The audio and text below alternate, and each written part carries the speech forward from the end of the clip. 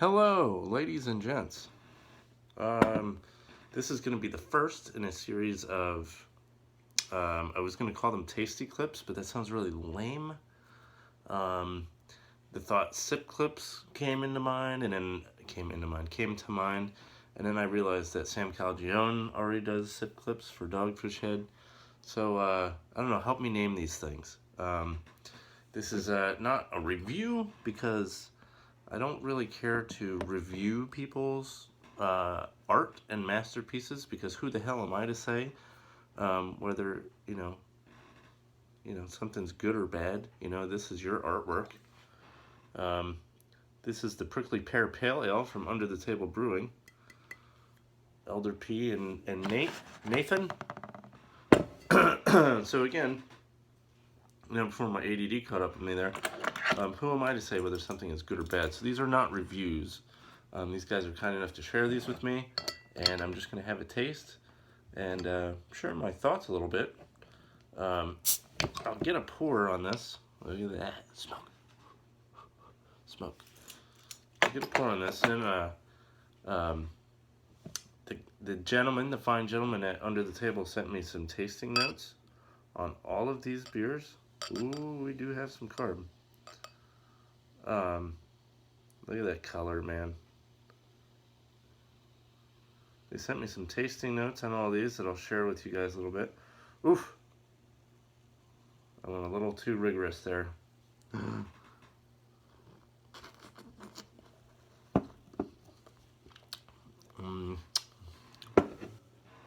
That is yummy. Just a foam. Oh, look at this. They did warn me that it could be a little overcarbed. And I'm a dummy. I was like, it'll be fine.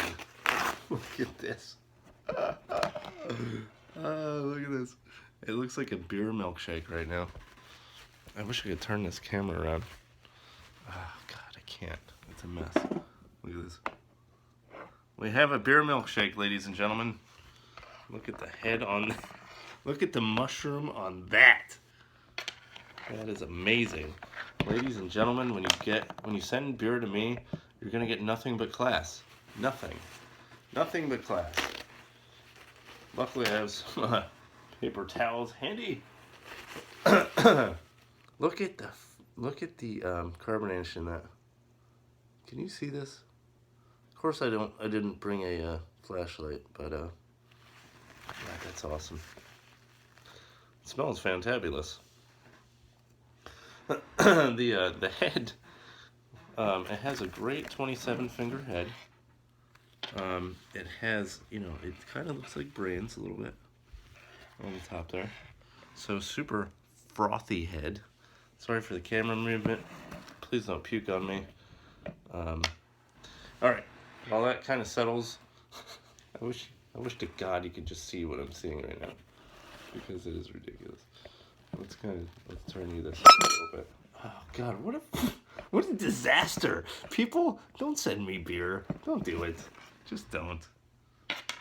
Don't do it. There we go. Look at that. All right, there we go. Some of the notes that the gents over Under the Table had sent me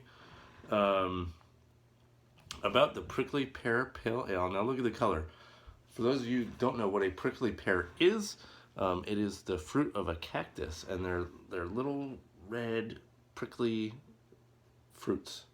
They are not pears, contrary to the name. I wish you could see the damn you people. I want you to see this color, and it's not really coming through for you guys. It is like a nice red, like a bright red. Now, I watched the video where these guys brewed this, and as soon as they tossed them in, like everything just went red, and it was badass. Okay, so it was brewed. This was actually brewed 1/25/2015, so January of last year. So it's got a little age on it. Clocked in at 5.8%. ABV says it might be a little funky, might also be pretty good. because of the age, so we'll try that and see what happens. It said the last one they sampled was actually pretty tasty, so fingers crossed. Finished low at 10:04, so it's dry. I actually got that just from the little taste of the head there. I won't go into he actually sent me the ingredients and everything, and I don't want to go into that because that's their recipe and I don't want to put that out there. So, yeah, I'm not going to put that out there. So, let's get into this ice cream. I mean, this milkshake. I mean, this beer right here. Look at that. I don't know if I can get into this beer actually. I wanted to get a little aroma, but I can't get my nose to it. So,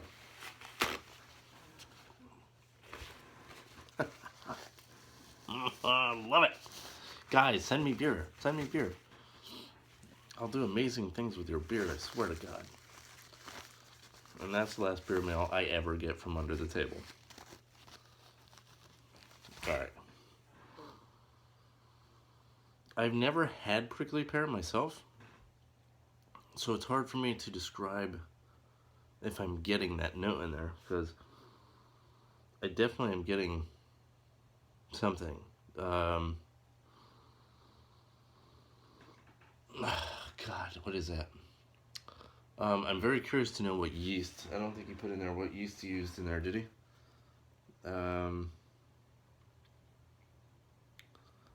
To me, I'm probably going to be way off, and he's going to be like, no, dummy. But it...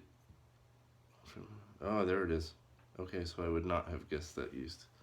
I don't know. That might be the yeast that I'm getting. I'm not sure. It is. It definitely has a fruity characteristics. A little bit of bitterness. Definitely has that super dry. You know, when something is very, very dry, and it gets that like that dry yeast kind of note to it. God, I cannot put my finger on what else I'm smelling. I'm smelling something else, and that has to be the prickly pear because there's something else there. But again, I've never had one before, so we're diving in.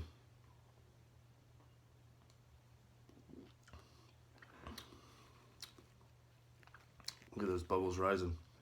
That is tasty. It is very, very dry. Nice light body. It has a nice, like a light fruitiness, almost like a rose petal kind of taste to it, but in a good way. I've used rose petals in culinary and beer before, and it does kind of wonderful things. It almost has like a tea, like a green tea type of, like a leafy green tea kind of flavor to it. I think this is really, really good. I would have loved to try this fresh, but I think it aged well.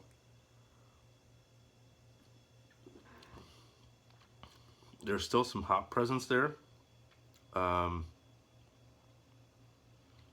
Dude, I totally dig it. Totally dig it. Sorry, I'm reading ingredients and I'm trying to pick up what I'm picking up. Or I'm trying to see if I can figure out what I'm picking up here. Bittered with, okay. Tasty beer, gents. Very tasty beer. I think they had mentioned that they were going to try this again in a slightly different way. I don't want to give that away. I would, if you guys ever decide to send me a beer again, I would love to try the other version that you guys are talking about. I really dig the dryness. Like, it is like almost like a champagne dryness at the end of it.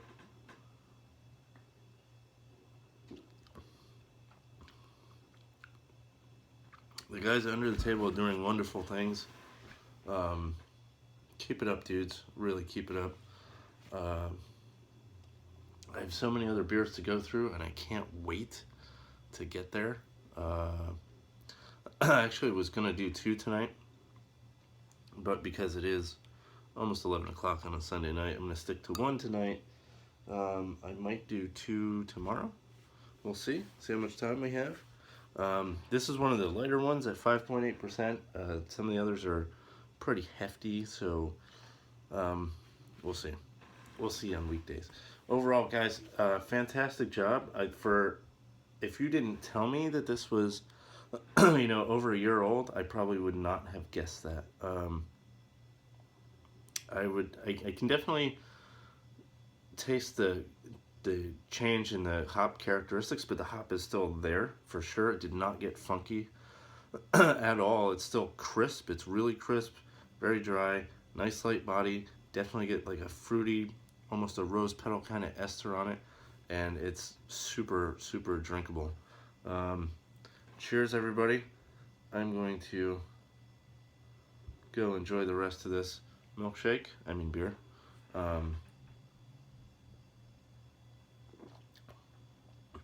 Again, thank you, Nate and Brad at Under the Table Brewing. I look forward to tasting the rest. You guys are doing awesome, awesome things. Everybody else, stay tuned. Help me name these little series of, tasty clips. That sounds lame. I don't know. Somebody help me name these things. Anyway, this is number 1. Stay tuned for number 2. Have a great night, folks. Happy Sunday. Happy Sunday.